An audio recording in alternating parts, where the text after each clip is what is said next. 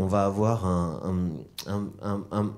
premier plan en majeur, un arrière-plan en mineur, un autre point d'attention quelque part, et c'est exactement comme une orchestration symphonique. D'une certaine façon, tout le monde entend ce que fait la main droite au piano, mais personne n'entend, enfin, on n'entend pas forcément la main gauche, et en même temps, on a un regard exactement comme, c'est pas un logiciel qui nous permettrait d'isoler la ligne, je sais pas, du premier violon ou autre. Et ben là, c'est la même chose. On peut avoir une écoute symphonique d'un morceau. Et pourquoi je prends l'exemple de la symphonie? Parce que la symphonie garde une unité mélodique. C'est-à-dire que, Vincent, l'autre jour, tu évoquais le problème de cette dispersion d'attention, le risque qu'on peut avoir.